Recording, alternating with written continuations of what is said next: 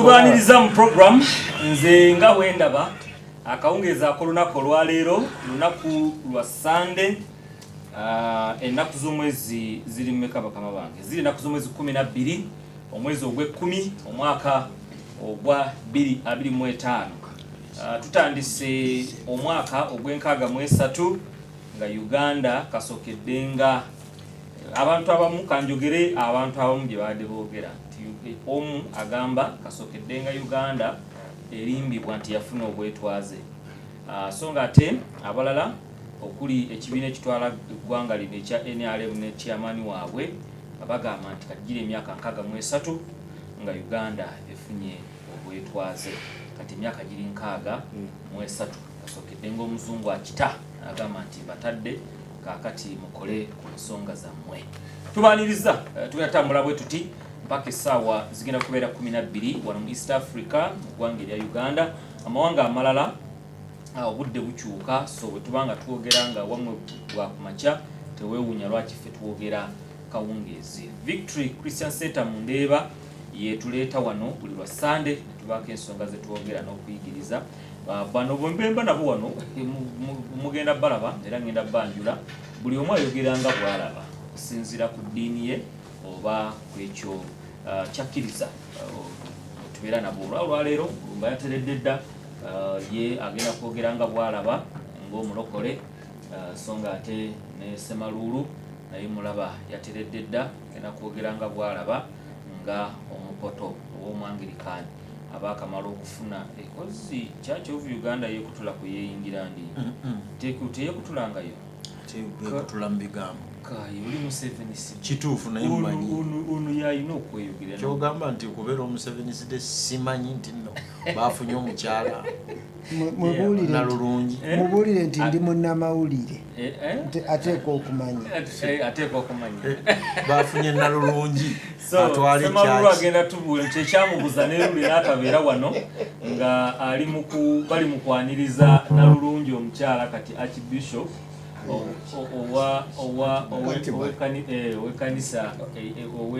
kanisa ye Canterbury eya Bungereza so nga ate ndi Sheikh Abdul Sabusolo Sheikh Mazzi Kaddugala Sejjange Kaddugala ne Mama Safia Nabukenya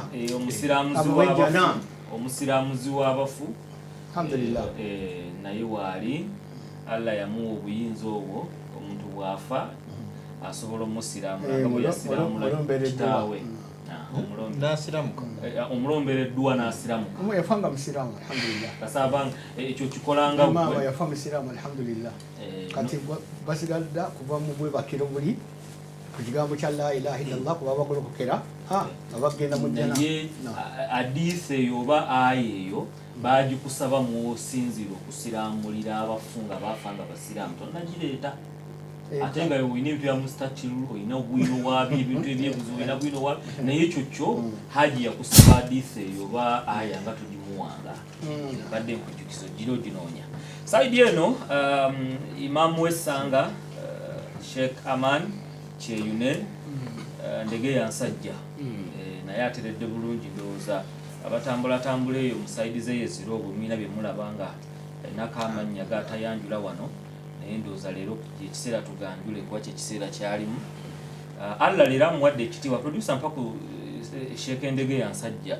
Allah amuwadde ekitiibwa simanyi oba amaaso Allah tegamulume kuba byoyambadde ndaba matankane nga Sheikh muno bwagambye naye awo nawe oba osinza Allah kimanyi bulongoti bwennamugongo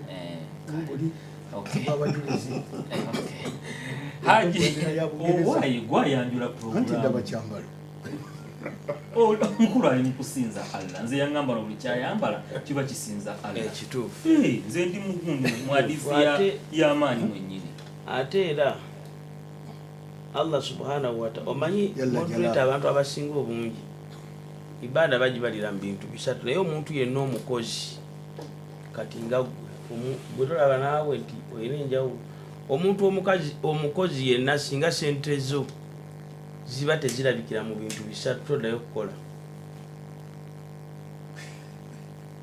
mulimu okwambala mu ebyo ebisatu mulimu okwambala era Mulumba olaba ntera nnyo okukonderamu bw'ofuna ku ssente yambala kati modulator tulaba okay ogambye bintu bisatu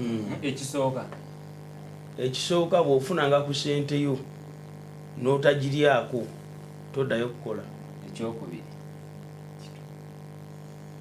era kati fe abali wano eriwo oli afuna $300 omwezi oba n'okuyitawo naye zonna n'azikozesa ebirala nga taguzeeko yadde empanga y'Emitwalo 6 girya. Ekyokubiri bw'ofunanga sente yo n'otagyambalako toddayo kukola. So mulumba ayambalako alya yambalako si mulumba yekka naawe kati gwe modulator tolaba osogobye kugenda maaso. Ekyokusatu olinga DC. Ekyokusatu ekintu ekyokusatu singa obeeranga ne sente ng'ogifunye Katonda agikuwadde n'otagigabaako toddayo kukola. Ng'ogabiraani yenna omwetaavu yenna kati olaba okakasa kyobadde ogenda okwogera ekyokusatu.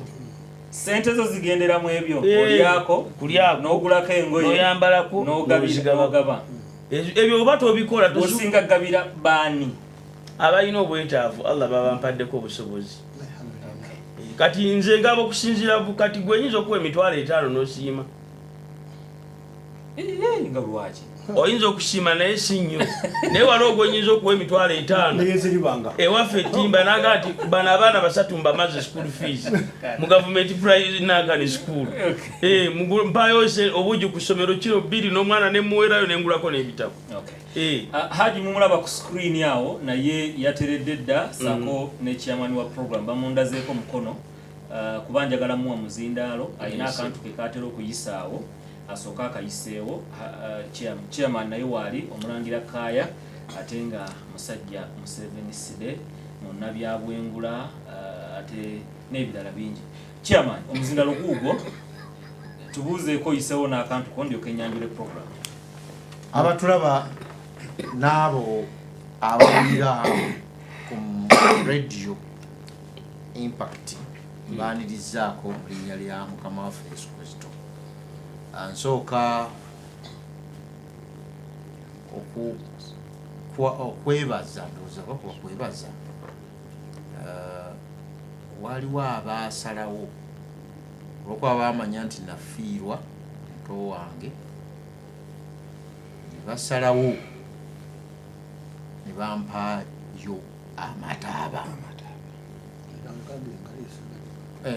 Mwebale nnyo mwebalire ddala era kino nkiyisizza wano kubanga baakikola.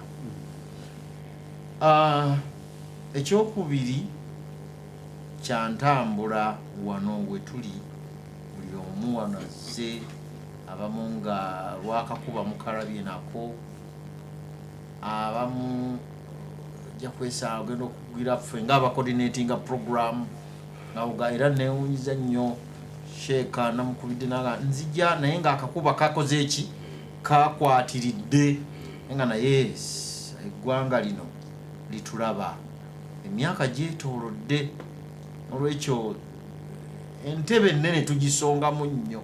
Abalaba kati kuba abadde mu independence entebe eyo tugisongamu nnyo kyandibadde kirungi nnyo buli muntu wano bw'afunayo entambula gwe gy'onooba olowoozezza mu ngeri yonna kijja kuba kituyamba.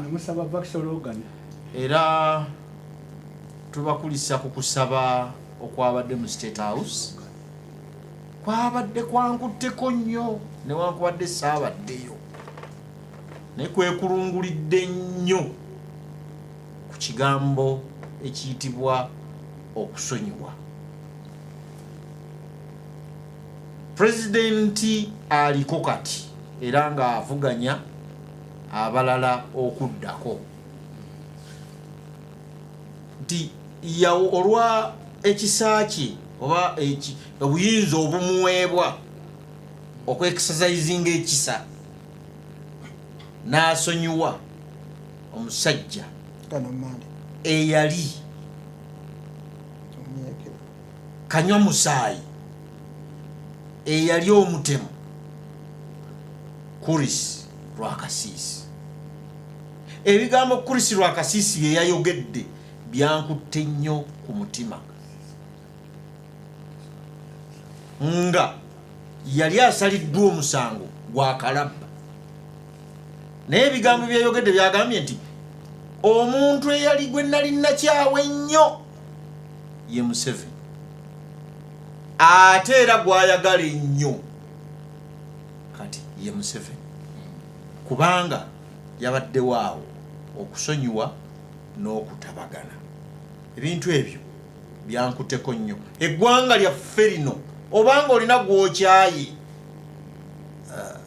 musonyiwe mutabagane.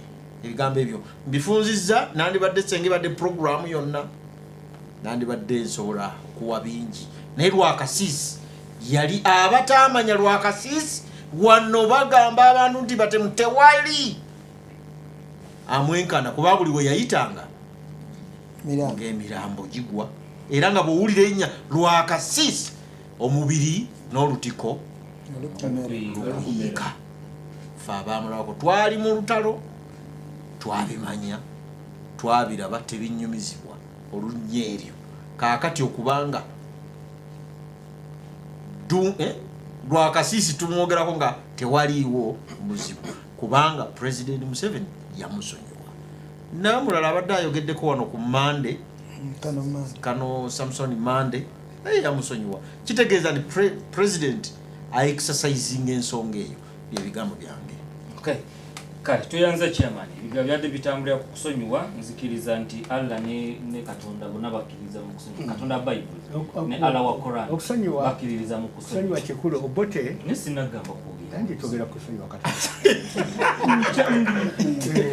Katonda kuyogera bembadde. Okusonyiwa Obote bw'ava Tanzania najja n'agamba we have to forgive but we shall not forget.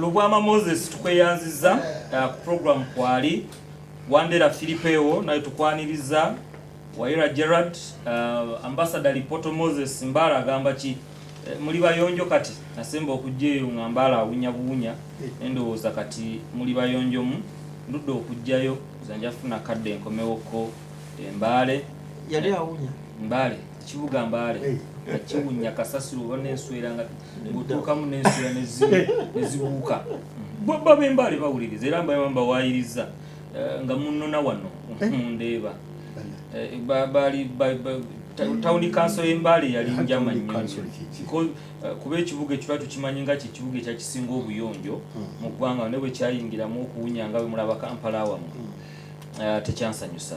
So nga ate Philip Ensambya naye atugambye kwali so nga ate ne Kyagera Ronald ndowooza be nabandeseeyo chairman ajja kunnyambako. Bridget Success naye kwali Mugerwa 23 Mugerwa Kadduka kwali bulungi nnyo. So bonna kwe bali otwawo nenga obanga oyagala okubeera ekino ku programu eno tene tuba tumaze tulina omukutu God is Son batuwe kumanya kituufu mwana wa Katonda naye waliwo amanya jajjaawo ne kitawo ge baakutuuma nga otonye ku nsi Joloba Wilberforce. Okay. Kale mbadde mbategeeza nti oba oyagala okubeera ekitundu ate ku program ng'oyita ku mikutu gimugatta abantu mukwanira wala kati nga WhatsApp producer agikuteerereyo wansi awo bwali ku Doxa TV ne ku Dream TV note 778 58 781 bw'oyitaawo obaka tujja kubanga tufuna ate osobola okusaba nti njagala kubeera kitundu ku WhatsApp group eya nze nga bwendaba ujjo ni bana abasomesa bwetumalizira basigala basomesa hadi yayogera uhike yewedde nti yewunya omukulu teguwumula abantu babeera bali mu kuyiga so obanga oyagala okuyiga abasomesa bano bongerayo ne bangera okusomesa olw'obufunda bwa kadde bwe tubeera nabwo wano ne mu program osobola okusindika message tujja kubanga tugifuna bulungi. Okay, wagambye nti Mbale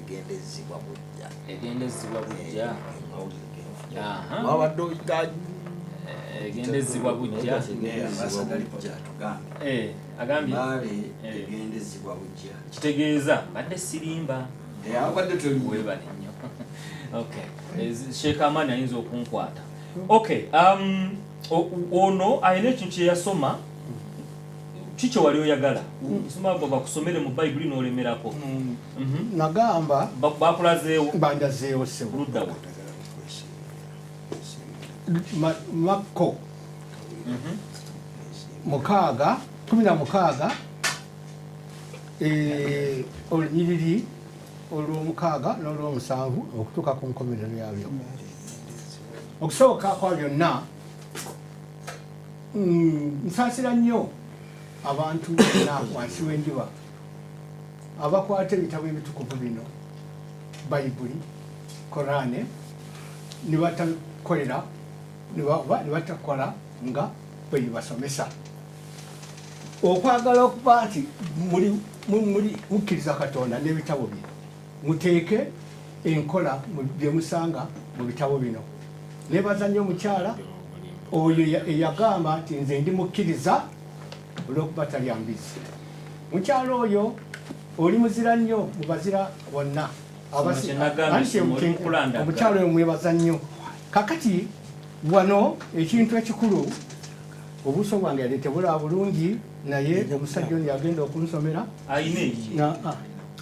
anti nze muwadde Bayibuli yange yino era omukulu yagimpa Apostle Serwadda Ssemalulu ng'agenda soma okutegeeza abantu abo twali twogera ku nnabbi w'obulimba Zisa Busolo n'ogamba nti mu Busiraamu teriyo nabbi wa bulimba. Haji n'agamba nti mu Busiraamu teriyo nabbi wa bulimba kituufu ne waliyo omuwakanyi wa Allah. Kati ne tugeraageranya ng'omuwakanyi wa Allah mu Busiraamu bano bamulumba Chairman Kaya Ssemalulu n'omukatoliki bo mu bitabo byabwe bwe balabanga nabbi waki w'obulimba. Amaani simanyi ekyayimiriddeko kwagenda tugamba ngenda kuwa obudde ekere ndako nambika ensonga bulungi topapa. Kati Zisa Busolo kyava agamba nti naye mu Busiraamu balinayo nabbi Isa.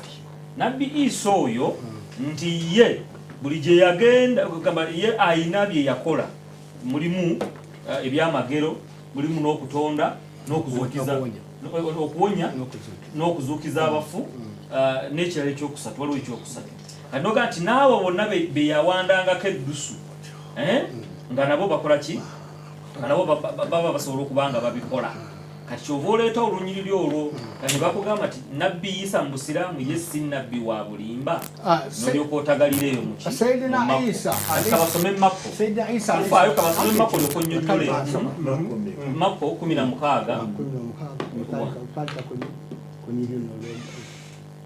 katulabe nabbi Isa mu Korani nga bwagenda osoma 16 Makko sura 16 Daniel 16 baga nti akkiriza n'abatizibwa alirokoka naye atakkiriza omusango buli musinga naye obubonero buno bunaagendanga n'abo abakkiriza banaagobange emizimu mu linnya lyange banaayogeranga ennimi empya banaakwatanga ku misota bwe banaanywanga ekintu ekitta tekibakolenga kabi konna n'akatono banaasangako emikono abalwadde nabo banaawona.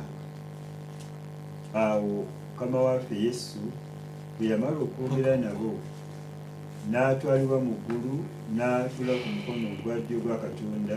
Bali ne bafuluma ne babuulira wonna wonna Mukama waffe ng'akolera wamu nabo era ng'anyweza ekigambo obubonero obwakijiriranga. Amiina. Kale toza omusumba oli owaba Anglikani amanya wa Seventh Day gamba musumba wange yagamba nti gwe te oli ku nabbi Kakande wa bulimba kiwulidde. Kakati n'abanga njeereza owulidde okuyeereza bannange gy'alababulira omuntu kasita omujeeja kasita omuyeereza kyevudde ndeeta tinze bwe nali nga ndeeta ku byafaayo by'okusabirwa mu linnya lya Yesu owulidde nagambira ddala nti oli musajja agamba okusooka okumpandiika bampandiika ku lupapula omwana awandiika abagenda okusabirwa naŋŋamba oyagala kusabirwa nti obulwadde bukutta nti ogenda kufa nti ye okkiriza nti Yesu mwana wa Katonda owulidde ne mugamba nti nzikiriza Yesu owulidde naŋŋamba okkiriza nti yafa n'azuukira nti nzikiriza Yesu nzikiriza Yesu kati omwala yali awandiise nabbi oli yali amugambye nti oyo sheekazze mubuuza agenda kufa kakati bulwadde bwandi bunuma oba mwe temulwala mwesiimye kakati sokoleke kampe kamaleyo kakati oyo nakinsibako naŋŋamba nti oli ku nabbi wa bulimba olidde oli kuki oli ku nabbi wa bulimba nembagamba bannange omuntu nga aliko amaanyi ag'okusabira toli moderator bannange aseka kakati abdwadodoma toli moderator mulumbu oseka biki kakati sinabbi anti wulira bannange sinaba mbimaze njagala kuwulya bwe mbadde eri omusumba pasazirada mugambe ngenda kwogera nagamba kanteeke tv yange ekoleki kakati omukulu waabwe omu n'abagamba lwaki omulwadde oyo akaayana lwaki mukayana n'omulwadde kanjogere jama kakati omukazi n'agamba nti ono omulwadde ti mubuuza ebibuuzo 3 tiye naye aŋŋamba kimu yakkiriza Yesu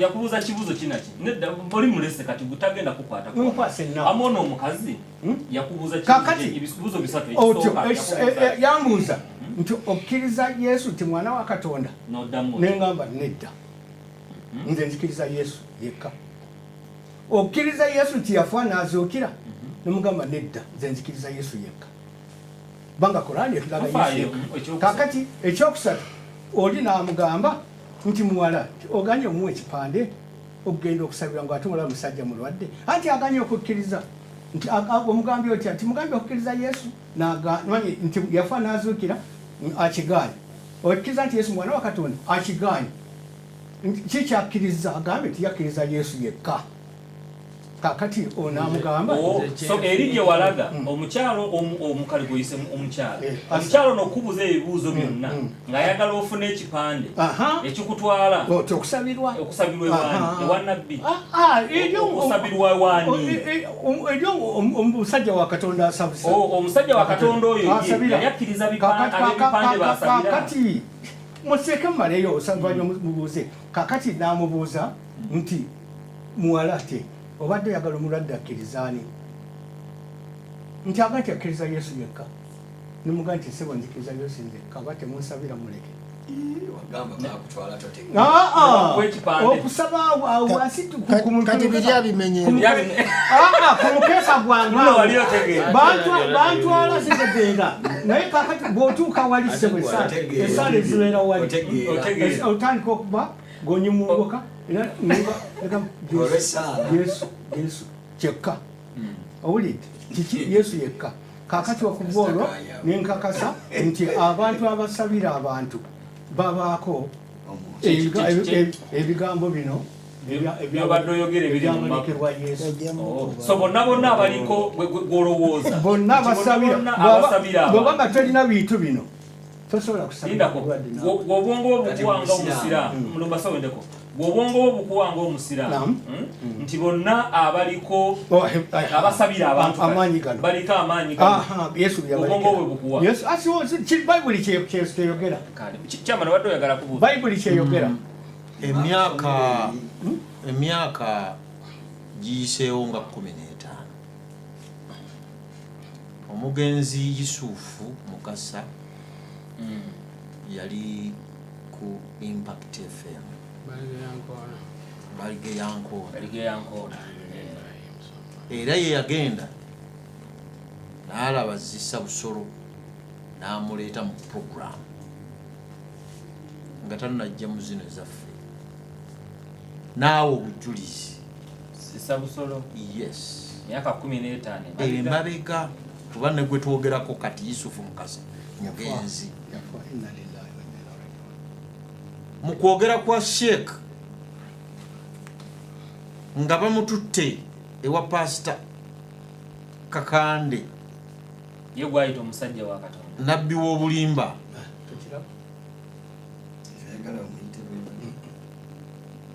yagendayo nti abamu ku mukyala we eyali nga si namugere yamugjamu neegundi n'atwala yaganda nali eri nga ndi mulambo saamanya.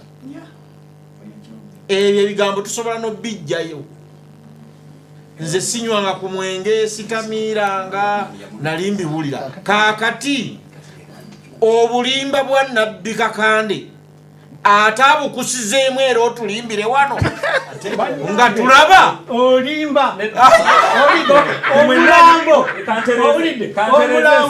okuntwala wagamba bakutwalanga mulambo bantwala ku ttaka kikola ki sirinnya ku ttaka okiwulidde bantwala era mukazi wange Margaret yagamba era omukyala teyali musiraamu anti Margaret etatire ke Margaret emwita omukazi wange Margaret yantwala n'agamba Amanya akubuuza nti Sheeka obeera otya n'omukazi nga si musiraamu, Sheeka omulamba obeera otya n'omukazi nga si musiraamu, n'otakomaawo n'ogenda ewa Nabbi gw'omanyi nti akkiririza mu Bayibuli n'ogenda Bayibuli nange njikkiriza omusiraamu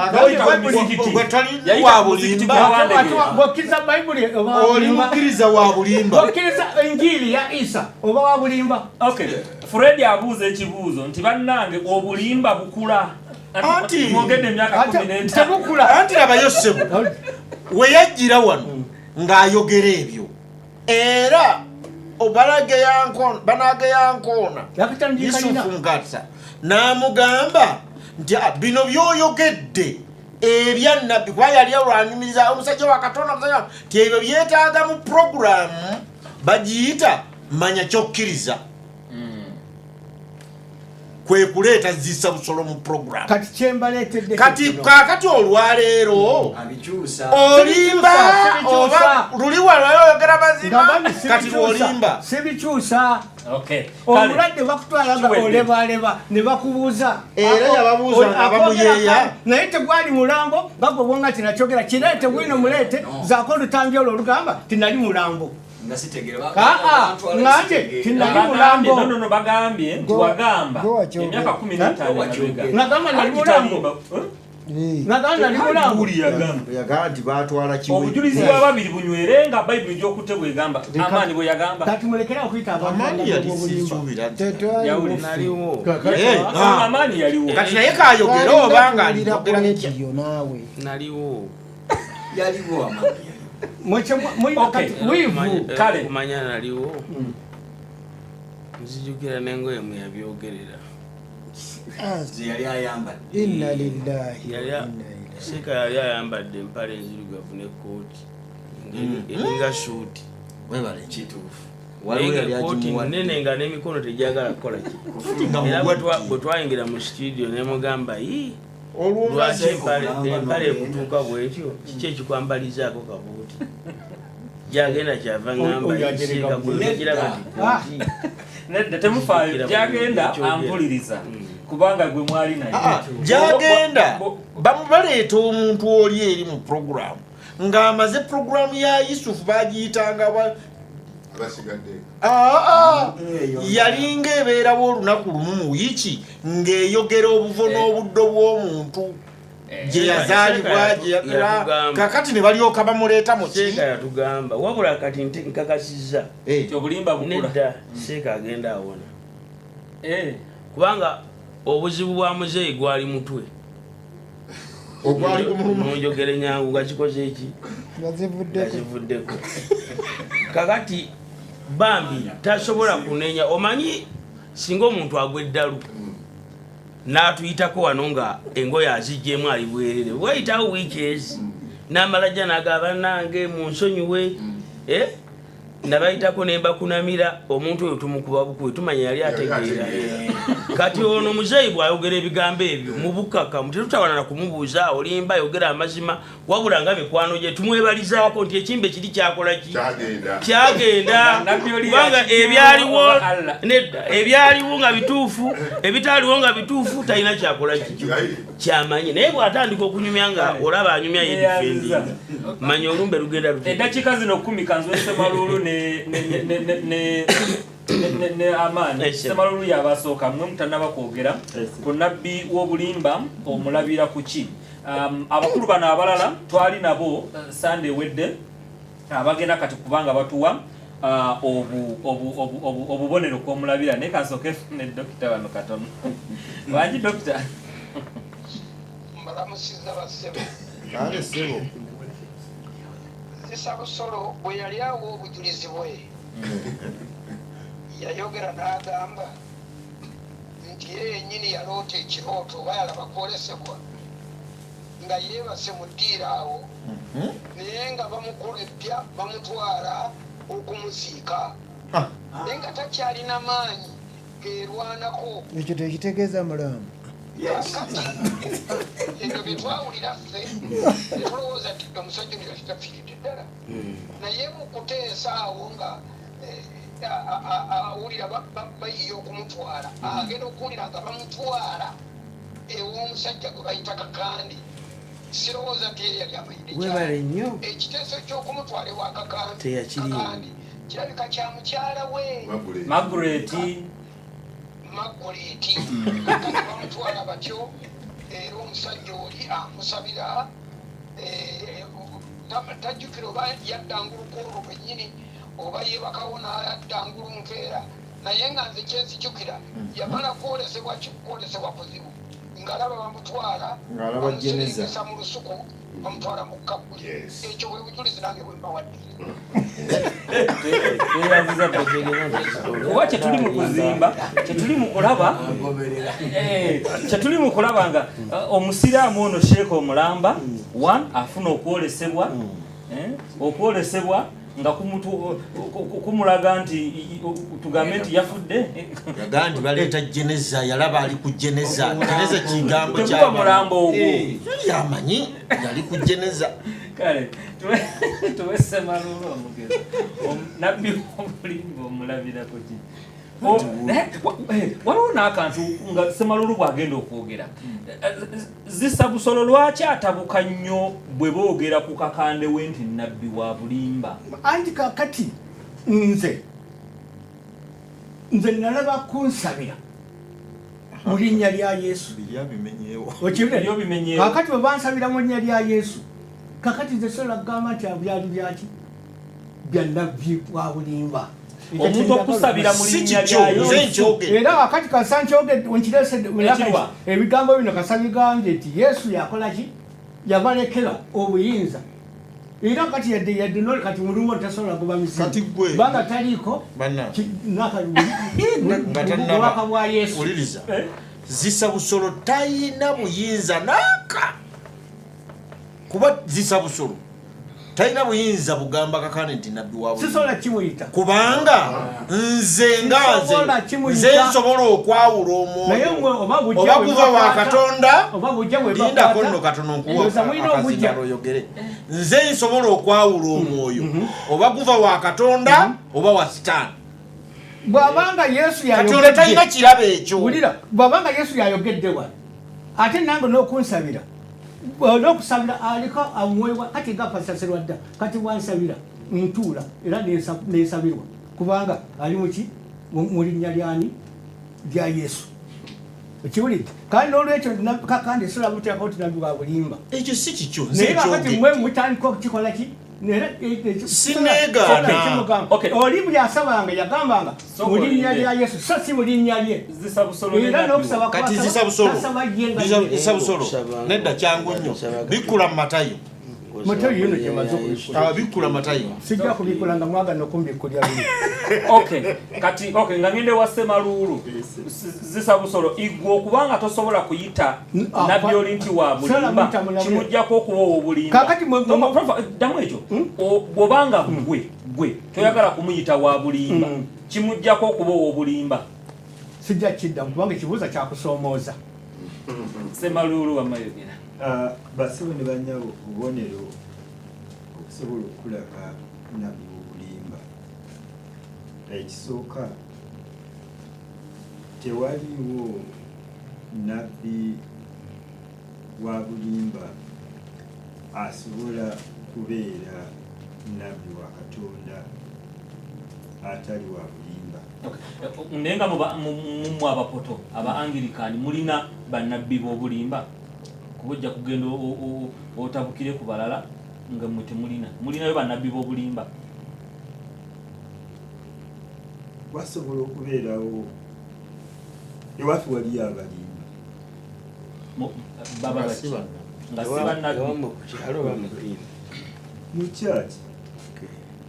mu kyaki wabaayo abalimba. Mubayita mutya? Tubayita balimba. Kati Bayibuli gye musoma mu kyaki yammwe erimu nabbi w'obulimba? Eba etegeeza ki? Omwe mumina balimba naye ate Bayibuli gy'osoma egambye nabbi w'obulimba ate otusomera mu kyaki yammwe. Kati Yesu bwe yali tannaba kujja, omuntu eyayitibwanga nabbi yabeeranga ayogera ebyo Katonda byamugambye. Wano wetwogerera Yesu Kristo ng'amaze okujja, nabbi yoyo ajulira ebyawandiikibwa ebiva mu bannabbi ab'endagaano enkadde. Tetukyalinawo nabbi agamba nti bw'ati bw'ayogera Mukama, kubanga omuntu bw'agamba nti bw'ati bw'ayogera Mukama ng'agamba mu nnaku zino abeera ayongera ku Bayibuli okugikendeezaako. Oleese ekibuuzo. So mmwe ng'aba Anglikani tubawo ebigundi ki abantu gye bakristaayo bapoto tunoonya abantu kye kati nga li ba Seventh Church mu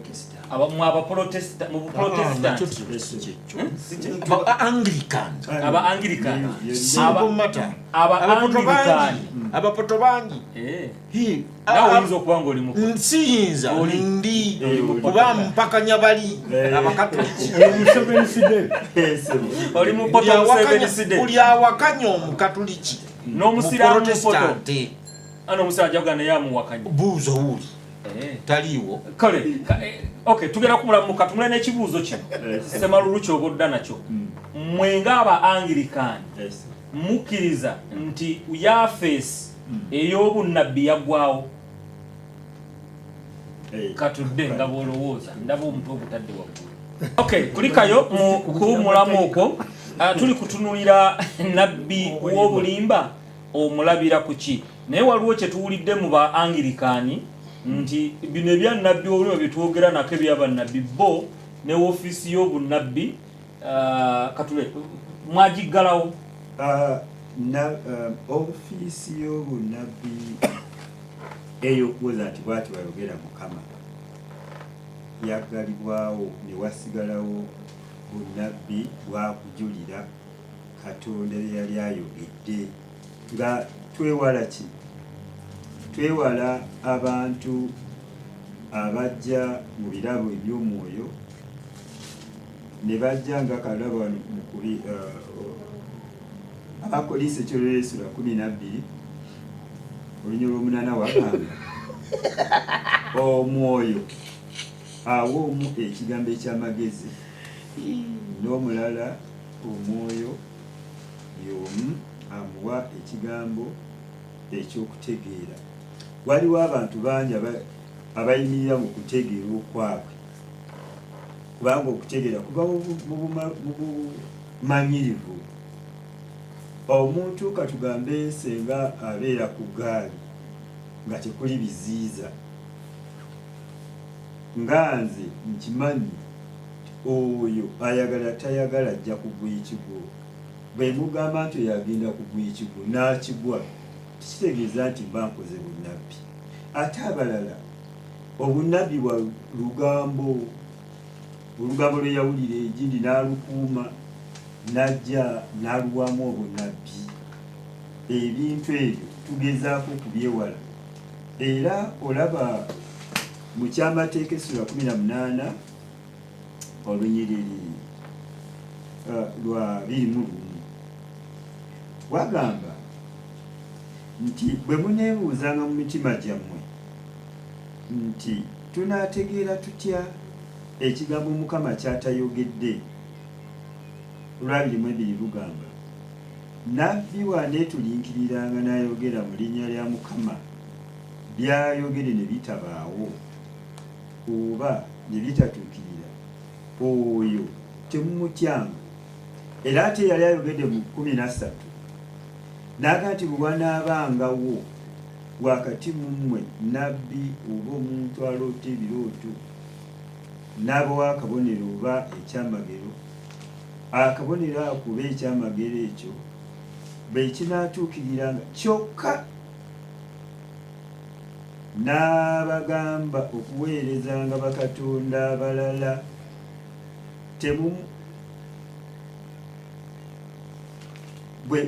be mutamanyangako era be mutaweerezangako temukkirizanga nabbi oyo. Era omuntu oyo aloota ebirooto kubanga Mukama Katonda wammwe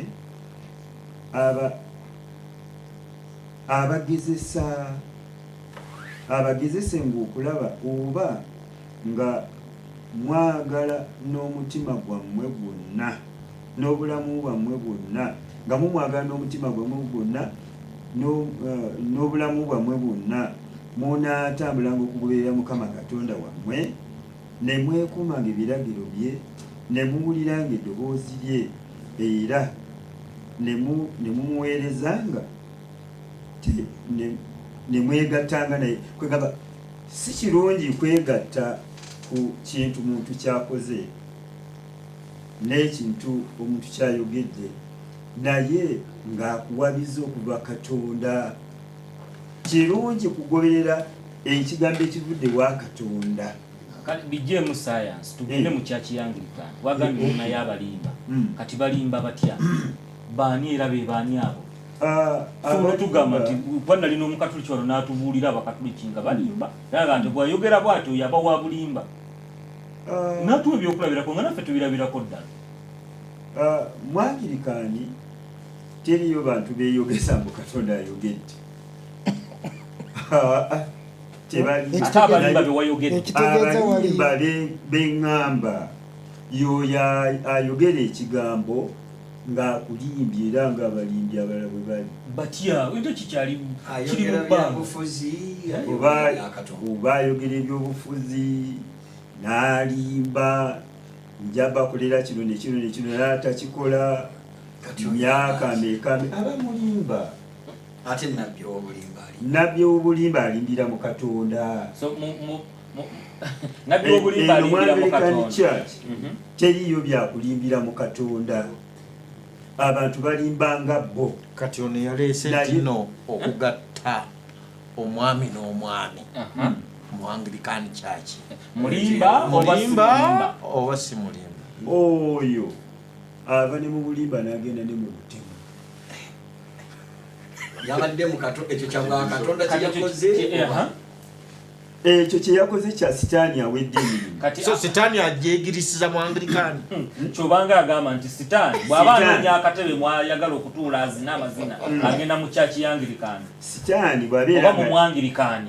Sitaani bw'abeera nga ayagala okulimba mu Anglican wabeerayo abantu bakwatako ne bakola ebintu Katonda by'atayogerangako. Kati yo tumuyite tutya? Mulimba.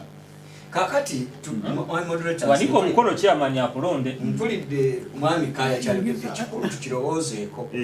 Omukulu abadde atuvuga atutwala ku Wakataka ngaga nti mu Anglican Church teri balimba mu Katonda. Naye tuwulidde eggulire lino nti waliwo eyaleese enkola ey'okugatta oli gy'atugambye. Ekyokugatta kyani bwakyerimbikamu?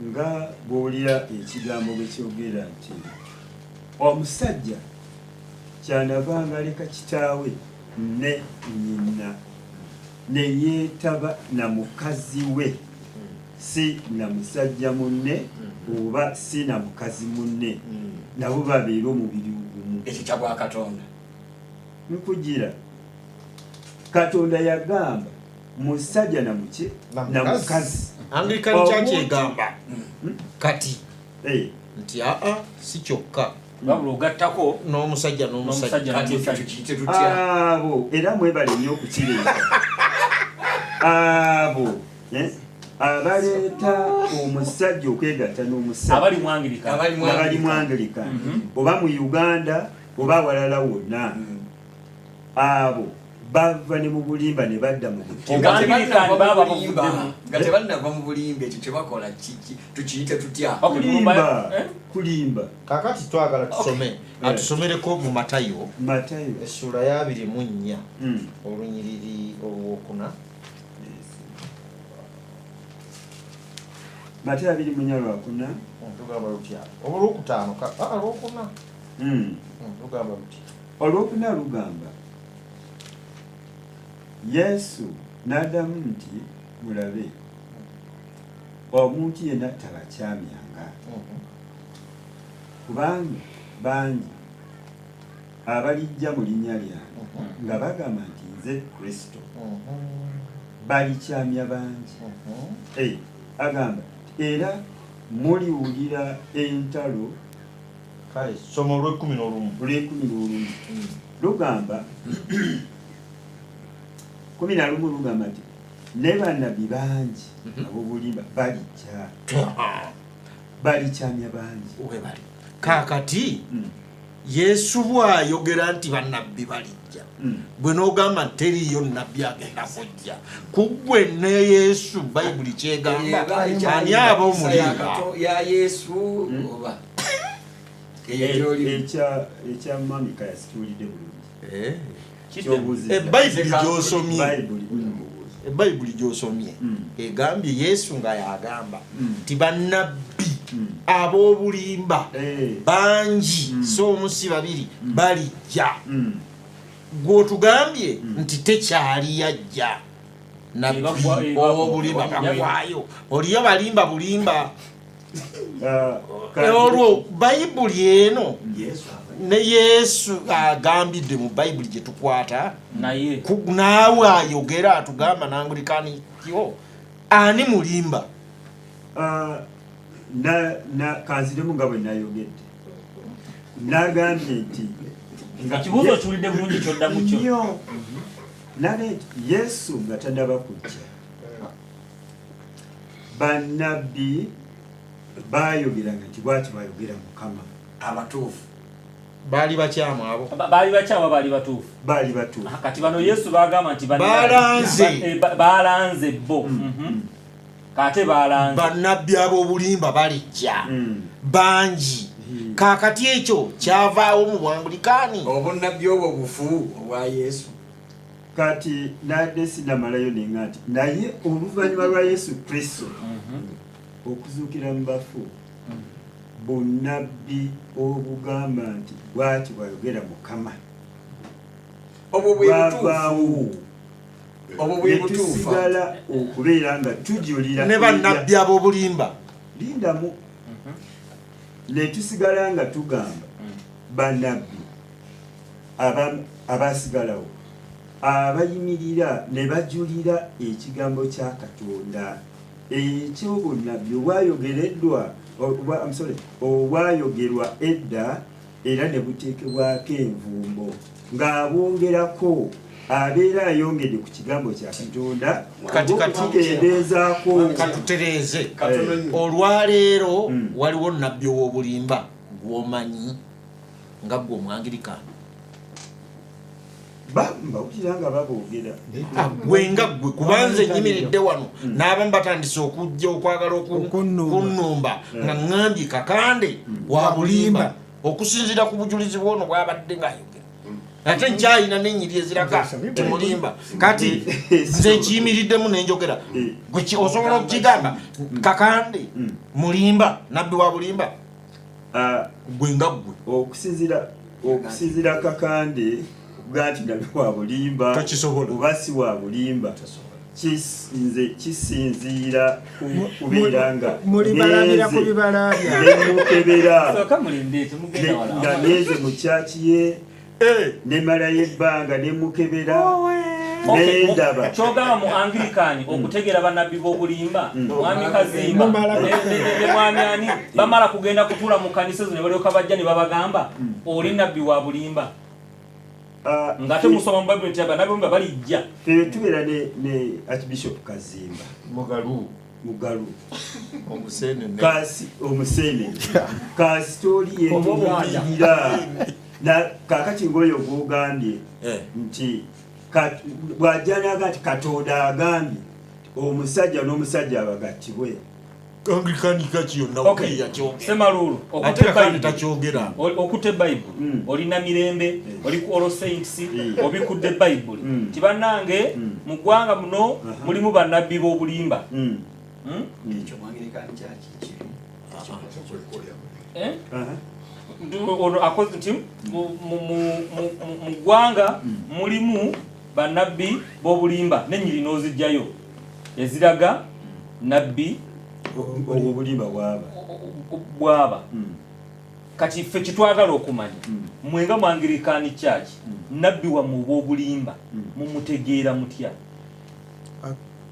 Mumulabira ku ki? ku bibala bye Oli mu Anglikani. obulimba mu Church of Uganda we tumulabira kwe kuyimirira n'asoma ebyawandiikibwa ng'abiwakanya. oyo ne bwe tumuvaako kubanga bo bennyini Anglican Church okutwaliza awamu ye nabbi w'obulimba wa nsonga ate aba seveniside ati sokolebwa n'atugatta naffe batugambe yakwata ebitali mu Bayibuli kyeyagaana butereevu.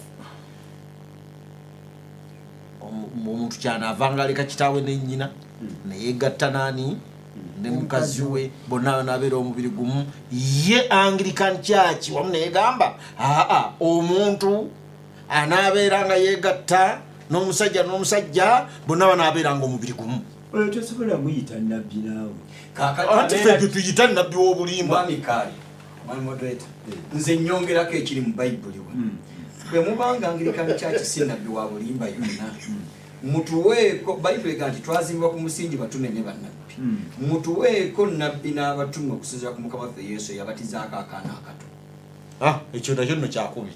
Bwebanga kanisa eyo gy'olimu si teri ku nabbi wa bulimba tuweeyo akyamye ebyawandiika ebibala Haji byabadde agamba yakubatiza bwana buto Haji abadde kakirama naye ati oba omutwaliramu mulibalabira ku bibala ebibala byabwe kati nze ng'omulokole ndaba Anglican Church ebibala byebyo tuweeyo eyayigiriza ekyo bwe kyoliko.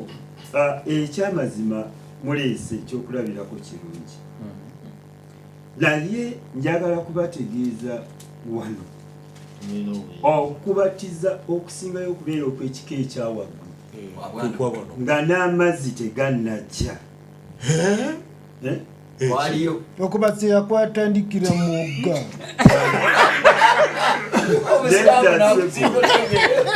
okubatiza kankwekyalo njagala kubawa okubatiza okusingayo okuba omuntu awolereza obulimba. nedda mulindeeko basebo ne banyama okubatiza okusingayo okubeera kw'ekika ekyawaggulu kwe kuno kuli mu bafiri lindako leka tuwe lunyiriri kalutuwe lindako nze nabuuziza Semaluulu because wagenda osoma Haji tumanyiwo kyebabuuziza kiri ku kaana kato lwaki mumu anti wuliriza Haji wuliriza problemu si kubatiza oba mazzi oba ki naye kubatiza akato.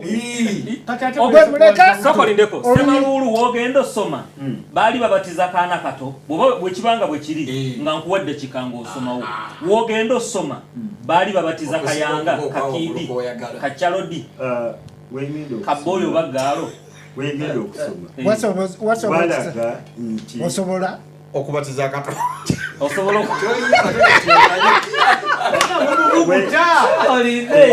Bintamye. Ebice bikutamye mu Busiraamu batiza Sisa busolo tuleke mu nyumba. Bali moderator. Gifulumemu. tuleme kutamwa. Kumu butabuguta abantu. wogenda Njagala osoma kubategeeza. babatiza kaana kato Wengenda okusoma basooka kubatiza mwoyo. Era kyova owulira nga wagamba mu Befeso sura 2:5 mwoyo gwa mwana muto ng'agamba mmwe mubeerengamu okulowooza kuli okwali mu Kristo Yesu. okwo kwe kubatiza okwo kwe kubatiza Okwo kwe kubatiza okusingayo okuba okukulu. ate okwamazala n'awalala. okwawaggulu tokolabye okwawaggulu tokolabye katugende ku kuno okwakaana kati kwe bakubuuzizza nti webanga Anglican Church yonna si nnabbi wa bulimba lwaki mubatiza abaana abato? Omwana oyo bwajja omwoyo gwe mugujjamu ne mugubatiza nga bw'osomye mu Efeso wangi kati tubuli lwaki kati kiri ludda wa we babagambye nti mubatize buyanga mubatize obwana obuto Oyo si nnabbi wa kati tewa bulimba obwo Kubatiza abakulu baganda bwabo. Sisa busolo Abato. tulekemu. kale kangende wa Sheikh Aman nga bwakirowooza Simalulu. Sheikh Aman nabbi w'obulimba omulabira mu Busiraamu olinayo nabbi w'obulimba. Abatuwuliriza abaagalwa balamusizaako nnyo n'ekiramuso eky'emirembe naddala abatuuze b'ewaffe mu ngalo nkalu n'ebyalo ebyetooloddewo Chairman Kaggwa ne mukyalawo batumiddeko nnyo. Kaakati moderator ekibuuzo kyo ky'obuuziza mwana wattu kirungi ate nenkwebaza kubanga okomezaawo mbadde wedda neraliikirira ne ŋŋamba yi omulamu omulungi ogwaluli gumpiseeko naye nebyankwata naye leero nga ndaba nabbi w'obulimba omulabira ku ki naye ng'ate luli twali tutunula okulaba ti mu Busiraamu oba awalala waliyo nabbi w'obulimba. Nabbi w'obulimba nze ku lwange ng'amaani ndaba nga ebitabo bibiri Bayibuli ne Qur'ani katugitwala eno mu muzikiti ng'Abasiraamu Bayibuli eyo bannaffe bagisigaze mu church zonna eziri wano Bakatuliki Basiraamu mu Bayibuli oba mu nzikiriza zaffe temulimu nabbi wa bulimba. Waba obuuza nti mu bulokole mulina nabbi w'obulimba Musiraamu tulina nabbi mu nzikiriza zaffe abakkiriza Katonda teri nabbi wa bulimba. Haji si bwe kiri era ne mu Bayibuli temulimu nabbi wa bulimba era ne mu Qur'ani temulimu nabbi waki wa bulimba. Naye Katonda yatuyamba n'atukolera ekintu eki mu Bayibuli ne Qur'ani. Kansooke ne Bayibuli engeri gye njogera Oluganda. Katonda yagamba mu kitabo kya Amosi essula ya 3 olunyiriri lwa 7 yaga nti Mukama Katonda yatonda eggulu n'ensi talinayo kigambo kye yali akoze talinayo kigambo kyonna kyalikola okujjako ng'akibikkulidde abaddu be mu bannabbi. Era bannabbi ba Katonda n'abatuwa amanya gaabwe. Bwe tusoma mu Bayibuli mu kitabo ky'Olubereberye mu ndagaano enkadde tusangamu Isaaya, tusangamu nga bwe twabamenya wano, tusangamu Yeremiya, tusangamu Musa ayinamu ebitabo 5, tusangamu bannabbi bangi Katonda n'abatumenyera. Ne mu Qur'ani bw'atyo n'atumenyera Musa n'amanya gaabwe tugamanyi.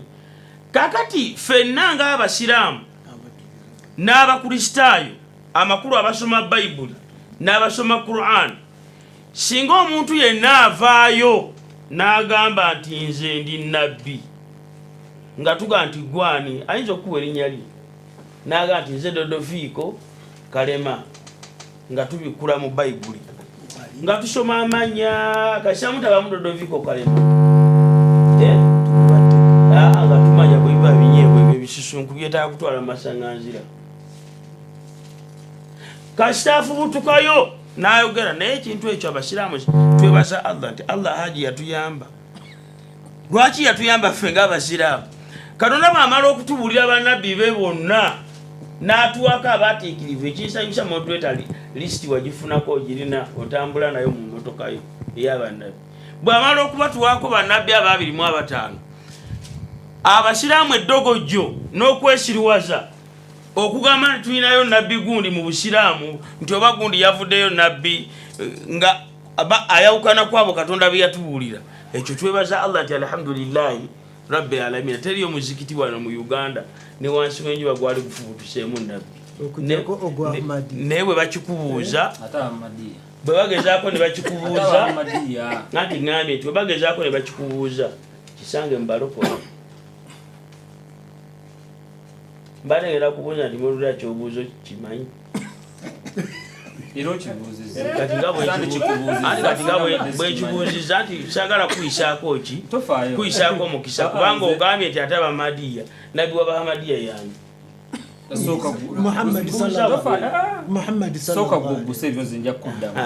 webale nnyo. Kakati bwe kibanga bwakite bwe kize tugamba nti Katonda bwe yali akola sisitimu yatuma bannabbi yamala. Kati bino byonna bye mbadde mwogerako nze ntya n'okubyogerako kubanga mu mateeka agafuga empewo tetukkirizibwa kwogera ku linnya lya muntu wano oba gundi. Kati gwe ddayo okebere n'eddiini. Nze ntya okugamba nti bannabbi b'obulimba basinze kufubutuka mu balokole nja kubanga akakanya eddiini. Okitegedde? Ekyo tekikkirizibwa ng'omuntu yatendekebwa okwogera mu bantu. Bayibuli bannabbi aba Katonda yaboogerako era abasiraamu tubakkiriza. Siyinza kuwakanya Musa. Seko oyinza omuwakanya?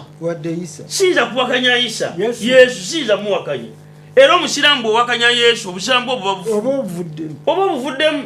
Kubanga mu binywezo okukkiriza kw'omuntu antu'minu billahi wa kutubihi wa rusulihi. N'ababaka ba Katonda bonna tubakkiriza mpagi yakuna. Mpagi yakusatu mu kukkiriza okunyweza obukkiriza bwaffe. So ffe abasiraamu tukkiriza bannabbi bonna. Kakati gwe bw'onooba osigadde mu bbanga ojja kufubutuka eri era ono wa bulimba obaako ekizibu. Mukkiririza oba mukkiriza. Ka tukifune mu Luzungu. To believe in kivunulwa kitya mu Luganda? Mubakkiririzaamu. Webale nnyo. Tukkiriza nti Katonda yatuma Musa. Tukkiriza nti Katonda yatuma Ibulayimu. Tukkiriza nti Katonda yatuma Yesu. Tetulina gwe twawula era tetulina gwe tuvuma. La nufarriqu bayina ahadin min rusuli. N'olwekyo sitandi yaffe ng'abasiraamu ku nsonga eyo ssebo. Oyagala kulya bigambo bya muno. Genda kuteesa bibi. Mu kiseera nga tuvaawo wano waaliwo omusajja mukulu bamuyita Serwadda. Kuba essimu era n'abuuza ekibuuzo. Nakyo twagala tukibenga tukigattako. Naye nze njagadde kubuuza omusajja ono gwe bayita Mirza Mansur Ahmed nga ye Saabayisiraamu mu nsi yonna. Ye Saabayisiraamu mu nsi yonna era nga nabbi ali karenti kubanga nabbi oli twala kumanya mutuufu si mutuufu kubanga Muhammad we yagendera yalekawo nga ebintu ebimu ebyo tebitegeerekeka. Gamba ng'okunywa omusulo bw'amaze okufuka n'agamba kakati bali ne bagunywa nga guli mu sunna. Olowooza nabbi ono aba akyali wa mulembe ogwo kuba kati waliwo nabbi currently aliwo gwe bayita Mirza Mansur Ahmed. Kati modweta kanziremu kiyamaani waffe mu kkubo lyakutte okubuuza. Kiyamaani akutte ekkubo ng'akozesa kunoonyereza ku ssimu. Nange kankozese okumuddamu kubanga ekibuuzo omutwe gwo tegusobola kireeto kirina wookijjo okulowooza bwotyo. Kati kankubuuza ekibuuzo. Mu mwaka 1964 abazungu basalawo okulwanyisa obusiraamu ne batuula mu Amerika nga yegatiddwa akamawanga amalala bafaananye endowooza ne basalawo okuteekawo nabbi wekimpatiira kyagaana okukwatawo yomiriza Ghulam Ahmad nga baagala bamuteekawo abazungu era kyova olaba okwetoloola ensi yonna ate wale kikoze bulungi mwe mwena mwenze kuleka nze musajja watu ava eri ewaffe ezirebwe mu kyalo mwena muli baano mu kibuga emizikiti gyaziina wali owuliddeko nga bagamba ashhadu an la ilaha illallah wa ashhadu anna Mirza Ghulam rasulillah wali kiwuliddeko ffenna twazina Muhammadu n'olwekyo ako kaali kabaddi kammwe abalokole n'abazungu kemwali muleese okusuula eddiini ey'obusiraamu nebigaana okukwatayo so n'olwekyo sebo temuyina mukulembeze kati omukulembeze mu Uganda waki obusiraamu mu Uganda bwonna nibwaba mu Uganda wano mu Uganda obukulembeze bw'obusiraamu butegeerekeka wansi ku ground level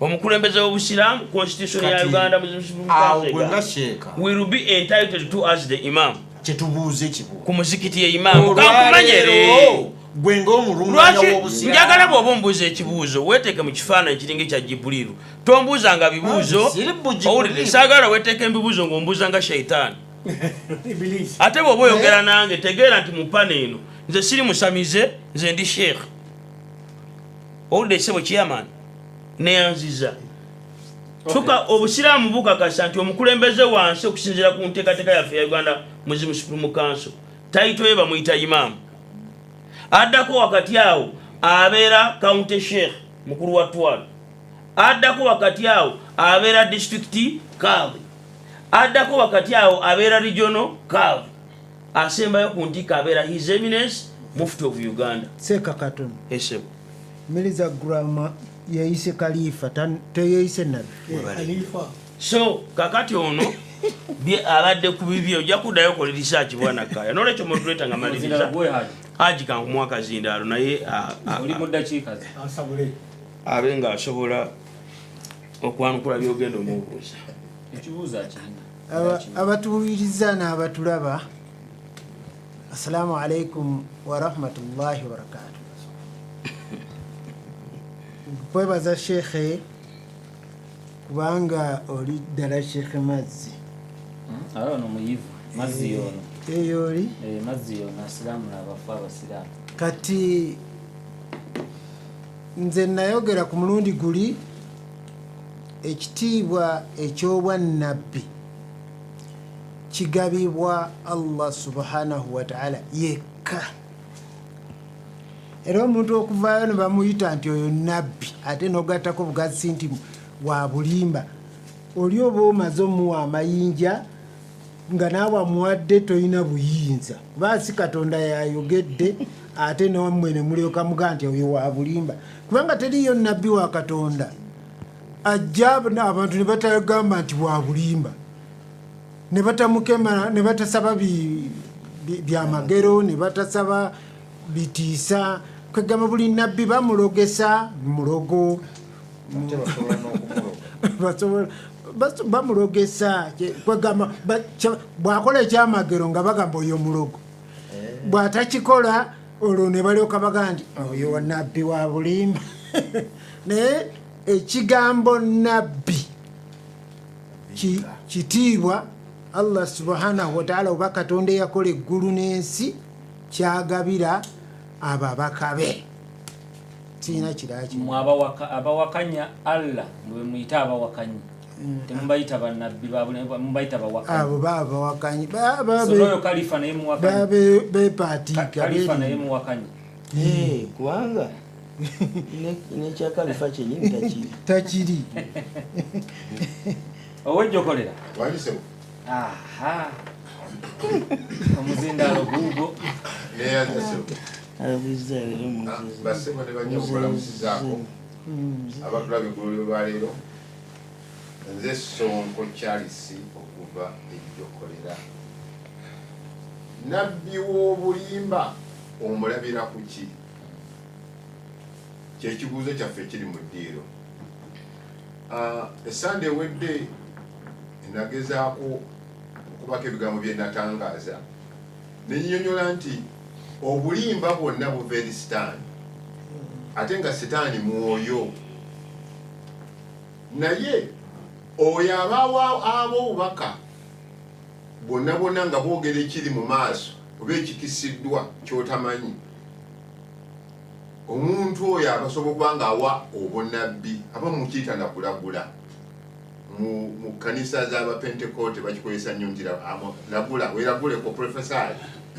So ate ng'eno mu busamize omulaguzi era naye aba akubuulira ekikukisiddwa. So ng'ate omulaguzi oyo ayinza okuba akubuulira ekikuliko naye nga gwogenzeyo nga tomanyi, otambudde mu malwaliro kigaanye okoze etya, kati bw'otuuka gy'ali ye nakati kakati nembeera eri bweti, ye ng'alaba okusukkawo n'akulagula. So ate oba nakugamba nokuga nti oteekwa okukola bwoti, ate oba kukola bwoti kyandibadde bweki, naye ng'aliko omwoyo ogwo ogulagula. Naye olw'okuba omwoyo ogwo ogumuliko gwa mulabe si gwa Katonda, si mwoyo mutuukirivu, era naye abalaguza mwoyo gwa bulimba, so ng'ate ayinza okuba kyayogera kiki kituufu. Kale n'olw'ensonga eyo ebikolwa ebiva ku nabbi oyo ow'obulimba oluusi ebiragira okukola abantu byalagira okukola biba bibi, biba byesitaza. Ebikolwa ebyo nga Oluganda kayageze nayogera nti Yesu wayogera nti bannabbi bangi balijja ate nga babulimba, kitegeeza ekigambo kye kyeyayogera kiteekwa okutuukirira, kiteekwa okulabisibwa. Kati mu budde buno tulaba abantu bangi, so emyoyo egibaliko nga balagula, oli nawe ekyokulabirako eri ayeyita Katonda naganze Katonda, naye Katonda tafa. Yesu Eri yeyita mwoyo mutuukirivu, tinze mwoyo mutuukirivu, mwoyo mutuukirivu tafa. Ekitegeeza bw'ayogera ne byayogera biba bya bulimba. Kakati ebikolwa by'oyo by'abakoze byonna nti okugeza bageza nnyo okuba nti kati mu budde buno batunza abantu ebintu byabwe. Enkomerere ekoze eki? Enkomerere eneetera. Ne babala ebibalo, ne bateekamu abantu entiisa. Ogenda okulaba nga obudde bugenze ng'abantu batunze ebyabwe, abalala babookeza, abalala bakolakola ebikolobero bingi, bateekawo entiisa. Kyabalanze kitegeeza omwoyo guli gwakozesa gwa bulimba. Kati ekintu kino ebikolwa bye ebyo nti tunda kino oyinza okukusiŋŋana ng'oli akulagula n'akugamba nti amaka gago nti osaana ogaweeyo kubanga galimu sitaani oba galimu omusambwa mu ngeri faana bwetyo, naye nga ekikolwa ekyo kyagendeera kyabakulagudde yafune, so ng'ate oluusi ayinza okuba kyalagula ddala ng'ejjembe weeriyo oba bakusindikira ejjembe. N'olw'ensonga eyo nti nabbi w'obulimba ebikolwa ebyo ateekamu omuntu entiisa, yeeyita kyatali, akola ebitajja. Kati ayinza okugamba nti bw'aba ayagala kukuwonya ayinza okukusabako point of contact gy'ojja okukozesa oba ng'oyagala kukujjanjabibwa. Bw'anaabeera ng'aliko omwoyo omulala, abantu bakati olaba nti asobola okugamba nti kati oba oyagala omukyala waakwagala ennyo oba omwami waakwagala ennyo, genda oleeta empale ye ey'omunda tugisabire. Bw'abeera sayidi y'abaliraga nti genda oleeta empale ye ey'omunda tugikolерeko eddagala. Kati ogenda okulaba nga ekikolwa ekyo sayidi kijogamba ey'abamakolo, ey'abamakolo, kubanga olaba batuma ebikozesebwa. Genda oleeta akafikira kabbi tukole omuki kano kabbi akasembayo, ebintu ebifaanana bwe bityo. Kakati ogenda okulaba nga ebikolwa eno kyabakugambye nti omwami wo okumukwata obulungi takwagala bulungi nga ddaba kituufu, naye twakutuma akafikira. Ogenda okulaba nga ekikolwa ekyo kyaddeti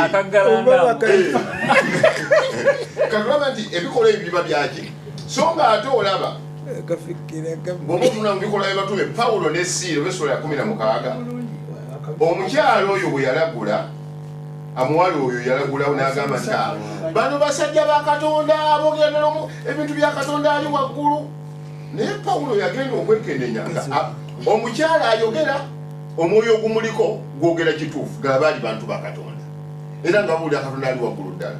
Naye bagenda okumaliriza Pawulo okwetegereza ng'omwoyo ogumuliko gwe gwakolanga okulagula n'afunira bakama ab'ensimbi kati ogenda okumaliriza n'agumumamulako n'aga nti mwoyo gwe bwe yagumugobaako ate bano bakwata Pawulo ne Siira baali bannannyinisa mu Efeso ne bamusibira mu ki n'olwensonga eyo nti ebikolwa ebikolebwa biba byeteeka mu kitiibwa kya Katonda mu buyinza bwa Katonda naye ng'ate kwegamba oli bw'aba alagula yeeteeka nti omwoyo gwaliko gwa Katonda naye ebikolwa ebikolebwa biba bya kive biba byesitaza endowooza ekyo kyatuviirako n'okulaba nti bwe twatuka okwogera ku bikolondolwa n'eminyira n'ekiki kyekyali kisandooza ensonga eyo katulaba naye n'abantu abamu batuma ebintu nga byagete nga byangeri ebintu ebifaana kati kiba kitegeeza obunnabbi obwo bwabaakola ebikolwa ebyo kubanga omulabira ku ki ku bikolwa bye Ojo katuyanze omuzindalo guwe Semalolu Mulumba muleka ayogere omuzindalo guliwo Mulumba wanze neyanziza sebo neyanze ono Semalolu akyanoonya lwaki babatiza obwana obuto babasiba kibadde ekizibu nnyo ekyo okukyejjamu kubanga buli akyusa ekigambo kya Katonda n'ayigiriza obulala Bayibuli egamba nti abeera Setaani ne muliraana oba bubatiza naye kalirako obudde buweddeko ekyo kinene bwe kinaba twakukituulamu tulowooza binene tujja kituulamu mu ngeri y'abapoto n'obukatoliki lwaki mubatiza obuto abapoto kale nsuubira bwe nti Bayibuli teyinza kulimba naye mbalamusizzaako abaakatwegattako Dream TV, Big TV, Impact Radio, Lwasa Mayinja byonna gye bisinziro tuwuliriza n'otulaba bwenga otulabira eyo naye ng'obadde otuwulira buwulizi naye nga totulaba ku TV nawe tukulamusizzaako Bayibuli eno teyinza kulimba nga bwentitandise yo eyogera bweti wabaawo bannabbi abatuufu aba Katonda Bayibuli teyatuleka mu bbanga yatwewaza n'etukugira ddala okugezaako okuva ku byawandiikibwa tuwulirize ebirala nga n'ebirala ebyo biva mu nnabbi w'obulimba because bwe wabaawo Katonda ow'amazima waliwo ne bakatonda ab'obulimba mu Bayibuli ate buli bakatonda ab'obulimba Bayibuli beeyogerako baabeeranga ne bannabbi baabwe abaabaweerezanga okugeza bwe tubeera ne Katonda kitaffe twafunayo bikatondatonda ebirala bingi ebyamawanga nga si kitaffe si bikitaffe era muno mwentwalira ba Bayaali mwentwalira ba Allah mwetwalira n'abalala kubanga bo tebalina kitiibwa na nkola ya bwakitaffe Katonda omutuufu kati abantu abo bakatonda abo babeeranga ne bannabbi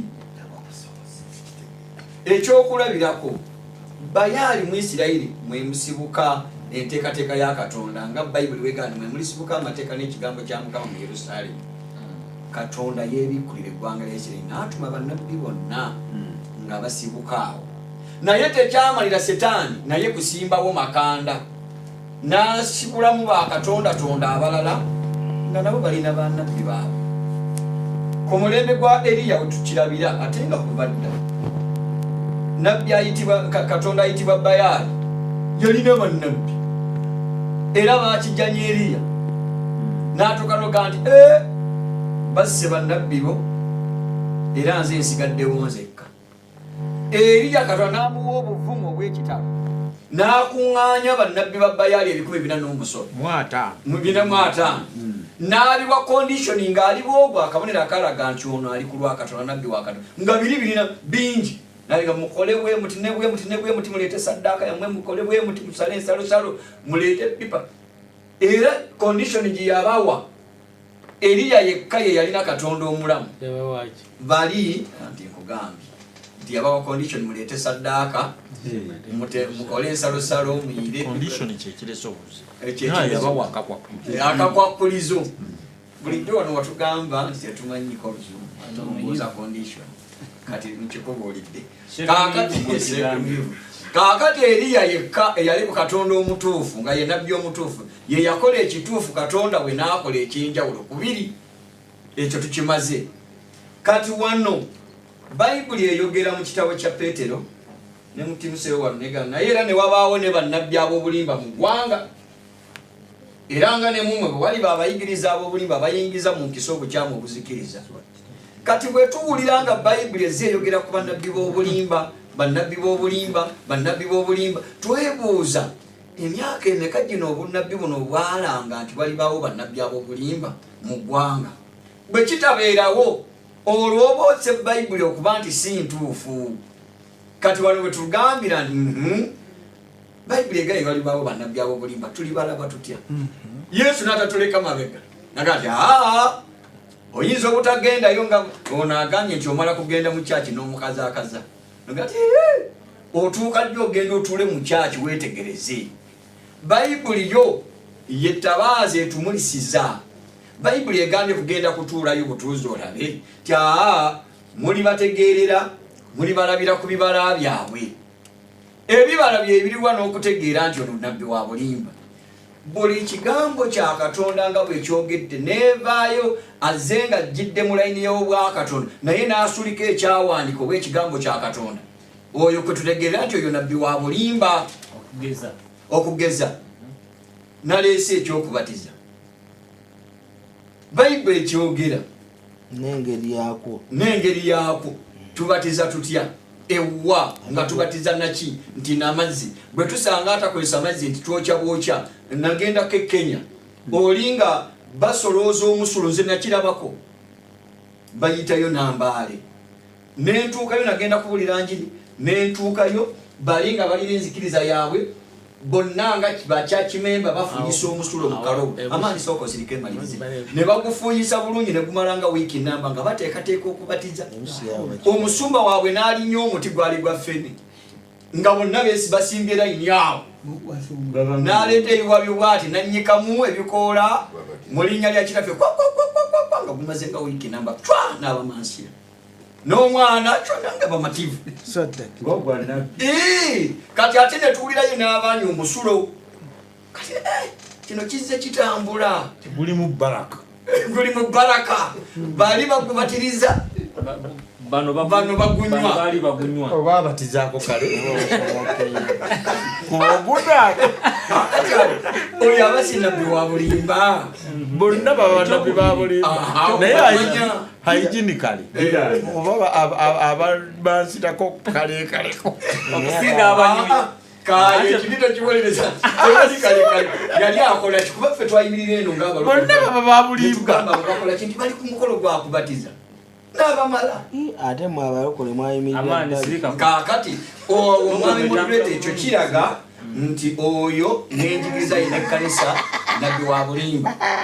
Tudde mu birala tulaba nti Bayibuli kiriya Katonda kiyakola okuva ku lubereberye tokyongerangako tokisalangako nti omusajja n'omukazi banaabeeranga omu tebabeere babiri banaabanga omubiri gumu. Ne tusanga balinga aleeta musajja na musajja bakole obufumbo naye nga bali mu kye bayita ekkanisa. Awo tuba tuzudde nti bannabbi ab'obulimba mu ggwanga balabise naye bayingiza mu nkiso obukyamu obuzikiriza.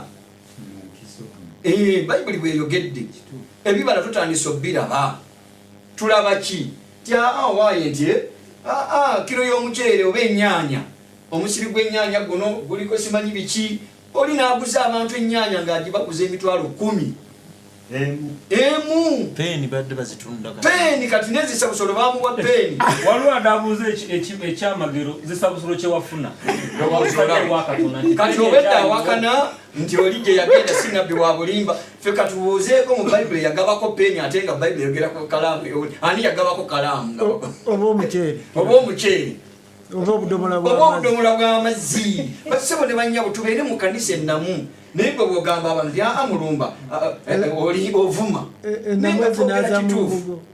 Kati wano njagala nkiwunzike bwe nti Bayibuli yogera ku bannabbi aba Katonda abatuufu n'ab'obulimba ne tubalabira ku ebyo.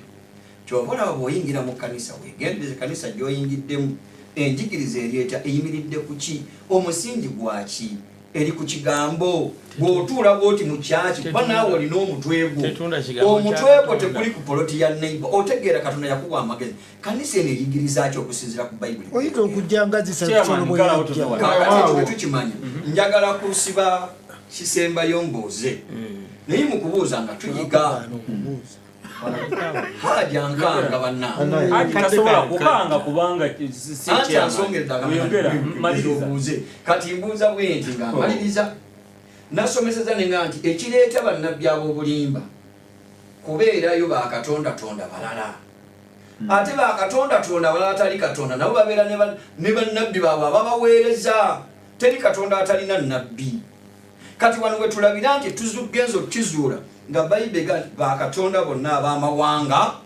kayolinnyo olumanyi bifaananyi neffe Mukama ye Katonda kitaffe eyakola byonna kati tugenza okulaba Bayaali yalina bannabbi Allah taliyo tiye talina bannabbi nti ye bali bameka nti 25 yadde yalina bangi naye mu 25 batuufu ne tugenda nga tuzuula tya tuwulira eriyo Isa ono bwe tunoonyereza kituufu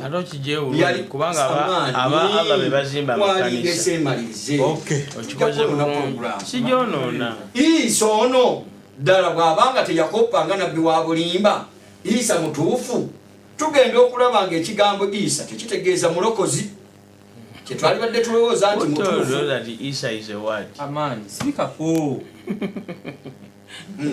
kuba ffe bwe tusoma Kristo kikola amakulu agakola enjawulo nga kitegeeza yafukibwako amafuta bwe tusoma Yesu kitegeeza omulokozi kakati bwe tuwulira Masihi Isa Masihi kyokka kikola makulu nti musiimuuzi bikwataganidde wano neyafukibwako amafuta ate Isa wallahi billahi tallahi haja ali muno mweyasoma ebitabo amaanyi waali nezisa busolo moderator akolekedde omulimu guno mu programu babuuze bakuwe amakulu g'erinnya Isa makulu ki kuba ffe ewaffe mulokozi tugenda okulaba nga mu ssula ya 38 suratu Swad nga abakafiri b'omu Makka beewuunya wa ajibu anja ahum mundhirina minhum waqaalu ne beewuunya abakafiri b'omu Makka omubaka Muhammadi okubajjira nga ataava mu bbo ne bagamba nti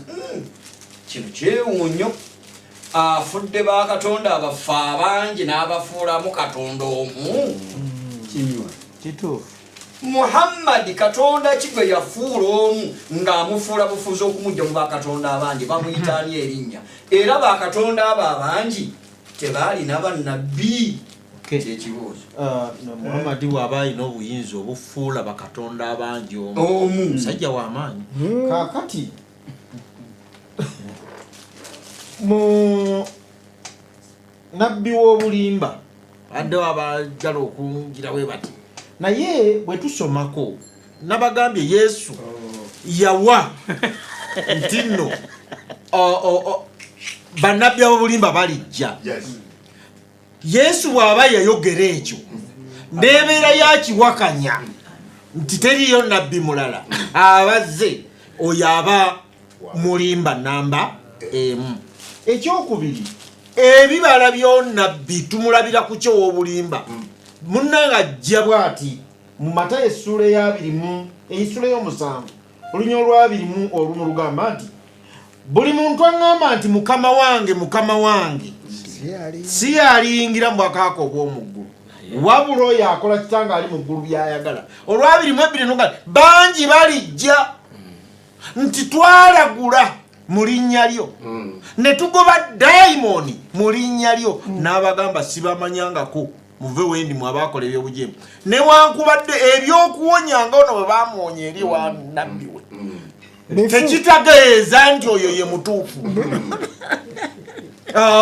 mukubanga wawona era abantu bangi bakyajja waliwo omu yagamba ennaku z'omwezi bweziti tujja kgenda kaawe manju naye temujjira mu mpale tetujja kunaaba okumala emyezi 4 mujja kujjawo n'ekyamagero maama nyawo mbw'abadde tazaala ojja kuba ozaala kano kalango mujja kgenda kaawe manju byaliyo abo bonna obulimba tukuŋŋaanya wamu netugandi bwenjogera nti yo nabbi wa bulimba ng'oŋŋamba totubikule ku nabbi waffe totwogerera ku nabbi waffe kubanga yakifunamu abamugoberera weebali era bangi wali bwogenda ekagadi toyogera ku bishaka nti si katonda n'olwekyo bannange mutuleke temutufuula ate nga mmwe tuli bayivu babangufu mukama atuwadde omwoyo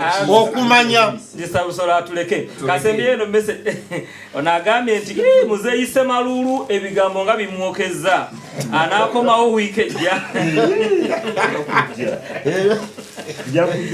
RDC kyeyune nabbi bamukasuka eri mu nsiko y'ebutebo nabbi obulimba kwe tumulabira kikulu mulumba yongera obubonero ti mulumba yongera obubonero sajja nanywesa banne omusulo message zonna katono nnyo producer Dr. ankubidde ku simu wano katulabe katono nnyo producer towa eddakiika ng'emu wangi Dr.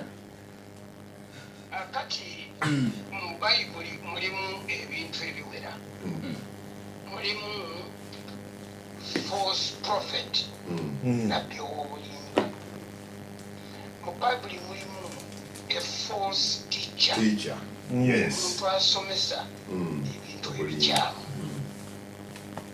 n'abalala n'obwekyo topiki eno yeetaaga okutema abamu bannabbi ba bulimba abalala basomesa bakyamu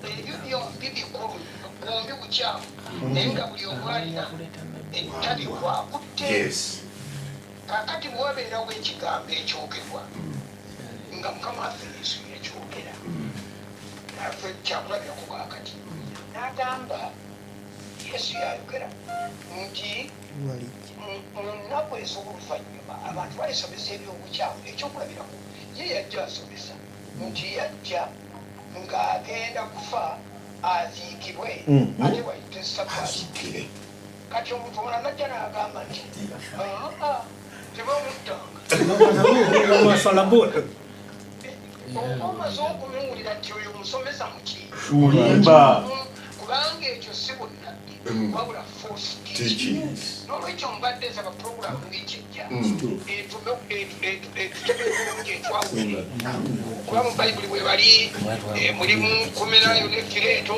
mulimu baani nga baboogerera ddala kikundi yayogera nga bwati eyogera ku Jezeberi neyogera ne kubala naye mutwawulire omusomesa ow'obulimba ate n'ennabbi ow'obulimba kubanga mu ngeri yonna bwe tukwata eri ekkubo tewali wajja kuwona mujja kubalaba nga bali kiriya kasita omutwana ti wamakataluhu wamaswalabuhu mumanti